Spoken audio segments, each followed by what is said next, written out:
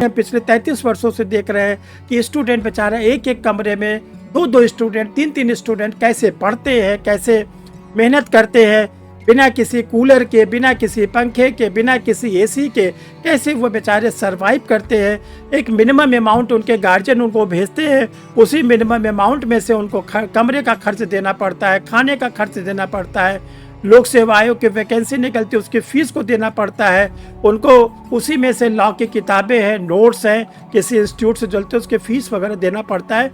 वो गार्जियन कैसे लाके अपने बच्चों को देता है, हमसे अच्छा प्रयागराज में कोई नहीं जानता।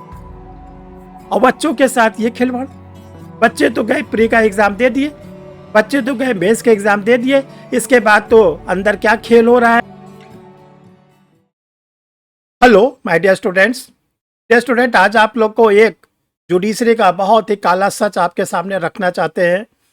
जो उत्तर प्रदेश लोक सेवा आयोग के द्वारा एग्जामिनेशन कराया जाता है, जिसको बहुत ही पॉपुलर नाम है PCSJ।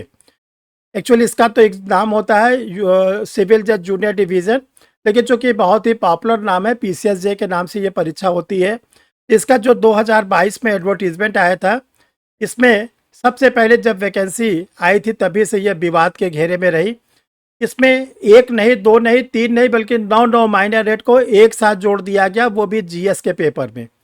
और स्टूडेंट को बहुत ही शॉर्ट टाइम दिया गया और शॉर्ट टाइम के अंदर PT का एग्ज़ाम यानी प्रीलिम्स लिया गया, मेंस लिया गया, इंटरव्यू लिया गया।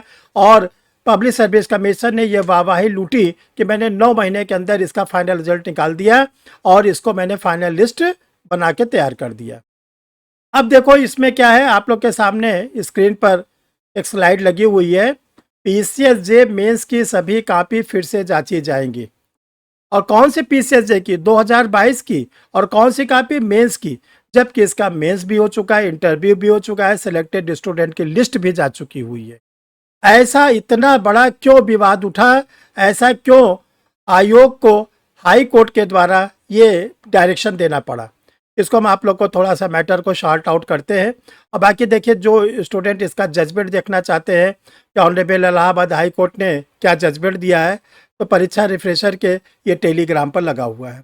ये student I am Harsh Bihari Srivastava, law experts, परीक्षा refresher online law classes from Allahabad.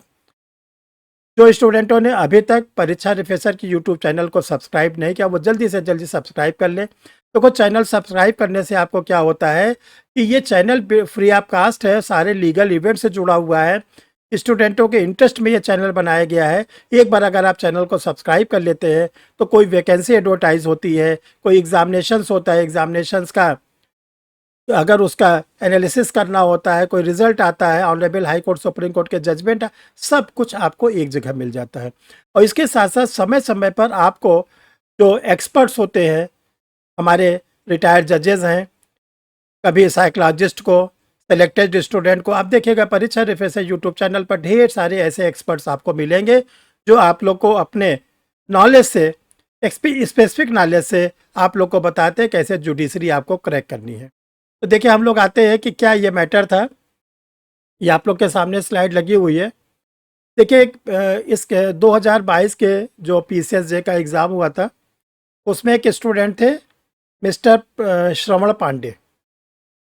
इनका जब मेंस का रिजल्ट आया तो ये मेंस में क्वालिफाई नहीं किए, तो इंटरव्यू के इंटाइटल तो हुए नहीं। बाद में इन्होंने जब नंबर सामने आया तो इन्होंने अपने नंबर्स को देखा, तो जो इनको इंग्लिश के पेपर में नंबर मिला था वो इससे बिल्कुल सेटिस्फाई नहीं थे। उनको लगता था कि मुझे इंग्लिश के पेपर में तो बहुत ही कम नंबर दिया गया और इतना तो मुझे अनुमान ही नहीं था।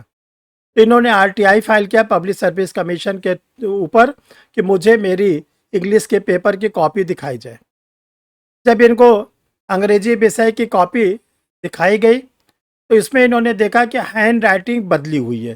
देखिए पेपर में भी ये हमने आप लोग के लिए अंडरलाइन कर दिया, उनकी अंग्रेजी विषय की उत्तर पुस्तिका में हैंड राइटिंग बदली हुई है तथा एक उत्तर पुस्तिका के कुछ पन्ने फाड़े गए हैं, जिसकी वजह से वो मुख्य परीक्षा में सफल नहीं। तो ये था कि उनका इंग्लिश का जो पेपर था उसमें कुछ पेजेस फटे हुए थे और उनकी कॉपी की हैंड राइटिंग भी बदली थी और दूसरे कॉपी के किसी पेज को लाके उसमें जोड़ दिया गया, यानी ओरिजिनल कॉपी के पन्ने को फाड़ा गया और ला के दूसरे कॉपी के पन्ने को जोड़ दिया गया, जिसको लॉ की लैंग्वेज में कहते हैं चीटिंग। और तो इस पर इन्होंने क्या किया, ऑनरेबल इलाहाबाद हाई कोर्ट में एक रिट फाइल किया।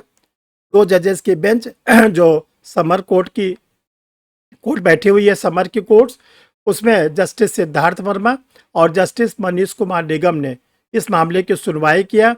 और सुनवाई करने के बाद उत्तर प्रदेश लोक सेवा आयोग को डायरेक्शन दिया कि आप श्रवण पांडे जी की नहीं, बल्कि जितने भी कैंडिडेट प्री के मेंस के एग्जाम में अपीयर हुए थे, सबकी कॉपी को वैल्यूएट कराइए और सारे स्टूडेंट को सारे सब्जेक्ट की कॉपी को आप फिर से री एग्जामिन कराइए।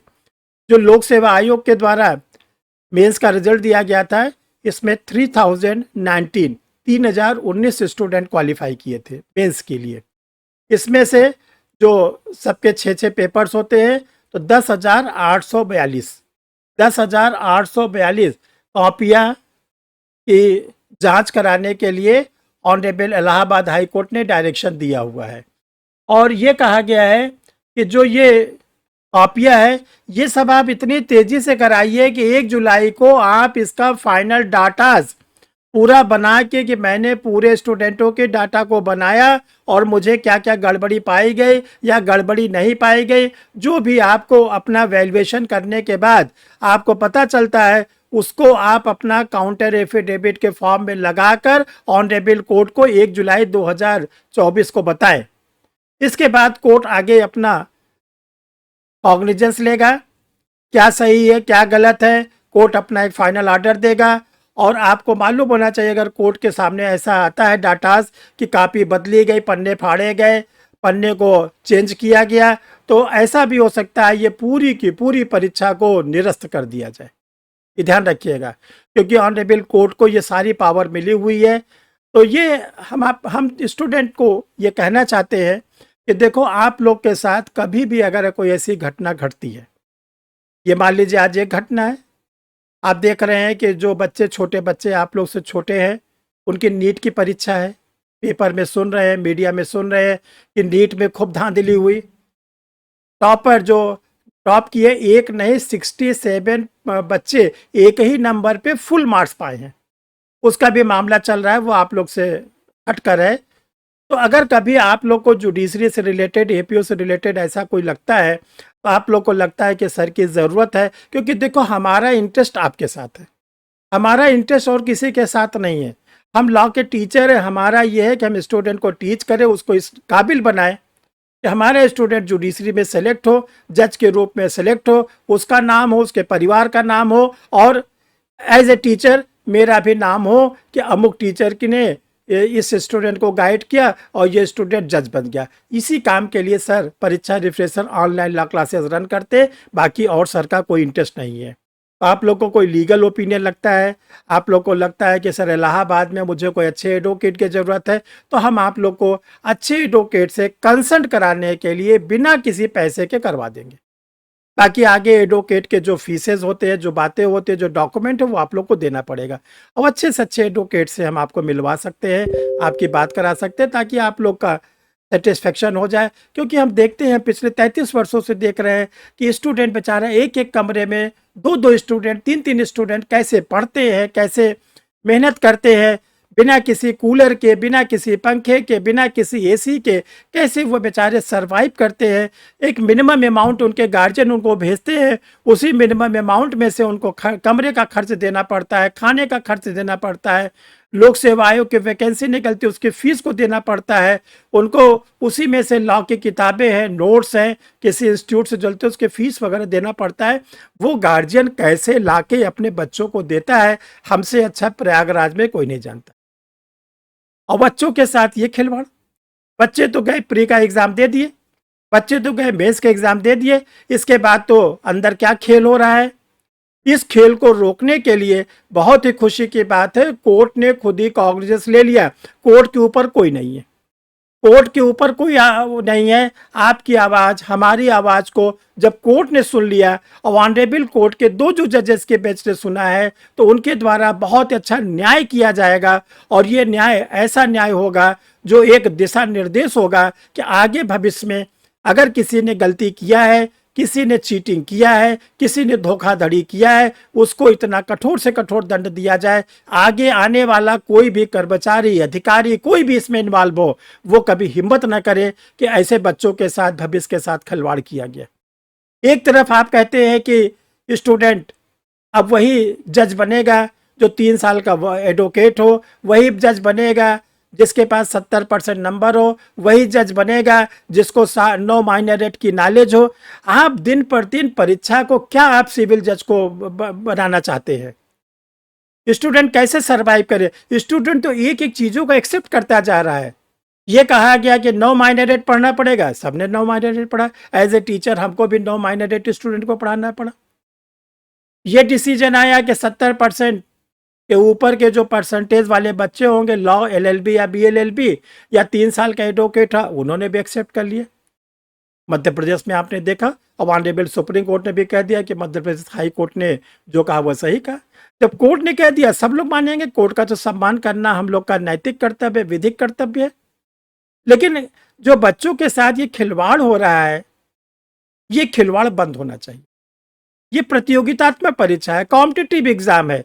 इसमें तो वो स्टूडेंट आना चाहिए जो प्रतिभा वाला है, जो डिजर्व करता है, न कि कॉपी बदलवा के इधर उधर करके। ये जो ऑफेंस है, इस ऑफेंस को रोका जाए, और जो ऑफेंस किए हैं अगर उनका ऑफेंस सामने आ जाता है, प्रूफ हो जाता है, तो मैं तो यही कहूँगा, क्योंकि हम भी लॉ के फील्ड से जुड़े हैं, ऑनरेबल जजेस तो लॉ के विद्वान होते ही हैं, और जो आप लोग हैं सब लोग लॉ के स्टूडेंट हैं।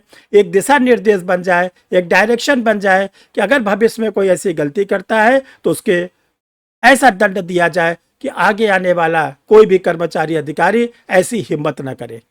ये बहुत, मुझे आज बहुत ही दुख है, बहुत ही ज़्यादा, थोड़ा सा नहीं, बहुत दुख है कि अगर इतने प्रतिष्ठित एग्जाम पर अगर जज के एग्जाम में ये सब बातें सामने आती है, तो जो छोटे मोटे अक्सर निकलते हैं, प्रयागराज में सुनने को मिलता है, कभी सिपाही का पेपर आउट हो गया, कभी नीट का पेपर आउट हो गया, कभी पटना में नीट के पेपर के FIR हो गई, तो क्या बचा हुआ है? ये प्रतियोगी परीक्षाओं के साथ क्या किया जा रहा है? इसमें हमारी सरकार, हमारे न्यायाधीशगण और जो लोग जिम्मेदार लोग हैं, इस पे कठोर से कठोर कदम उठाएं। उन बच्चों के भविष्य के साथ खिलवाड़ न होने पाए, वही बच्चा सेलेक्ट हो जो बच्चा इसके लिए डिजर्व करता हो, चाहे वो जनरल का हो, चाहे OBC का हो, चाहे SC का हो, चाहे ST का हो, चाहे वो गर्ल्स स्टूडेंट हो। सबके लिए प्रॉपर कैटेगरी वाइज क्लासिफिकेशन किया है, सब लोग अपने अपने कैटेगरी के अनुसार सिलेक्शन ले। यही मेरी आप लोग से ये मांग है। और एक ये प्रॉब्लम है कि PCSJ का यानी जुडिशरी की वैकेंसी नहीं आ रही है, यूपी की, या APU की वैकेंसी नहीं आ रही है। तो ये जो वैकेंसी नहीं आ रही है, कल आप लोग को हम शाम को 4 बजे या हो सकता है और पहले ही आप लोग को एक वीडियो देंगे, जिसमें लोक सेवा आयोग ने 2024 की परीक्षा के लिए उन्होंने क्या किया है, एक कैलेंडर जारी किया है। तो उस कैलेंडर में कहीं से भी सिविल जज का और APO का जिक्र नहीं है। तो क्या जिक्र नहीं होने से वैकेंसी नहीं आएगी? इस पर क्वेश्चन मार्क लगा के छोड़ देते हैं। कल इस पे आपको हम बहुत ही डिटेल में समझाएंगे कि क्यों डेट छोड़ी गई है और वैकेंसी आएगी कि नहीं आएगी। इसका आप कल इंतज़ार करिए। कल किसी भी संडे का दिन है, आप लोग भी फ्री रहेंगे, हम भी फ्री रहेंगे। इसको एनालाइज करके हो सकता है कि आप लोग को 11-12 बजे ही हम इसका वीडियो दे दें। तो लास्ट में आपसे कहना चाहते हैं कि जो ऑनरेबल इलाहाबाद हाई कोर्ट का जजमेंट हुआ है फिर से कॉपी जांचने का, वो परीक्षा रिफ्रेशर के टेलीग्राम पर लगा है, आप लोग देख सकते हैं। इसके साथ इंस्टाग्राम पर परीक्षा रिफ्रेशर ऑनलाइन लॉ क्लासेस से नाम से आप जुड़ सकते हैं। फेसबुक पर हर्ष बिहारी के नाम से आप जुड़ सकते हैं। लिंक इन डिस्क्रिप्शन, व्हाट्सएप पे थ्रू जुड़ सकते हैं। लेकिन डियर स्टूडेंट, आप चैनल को एक बार ज़रूर सब्सक्राइब करिएगा और देखिएगा सब्सक्राइब करने के बाद आपको घर बैठे कितनी ज़्यादा लीगल नॉलेज बढ़ेगी। आप भी अपने को अपडेट करेंगे हर समय और इतना आपको फ़ायदा होगा जिसका आपने उम्मीद नहीं किया था। Thank you my dear students.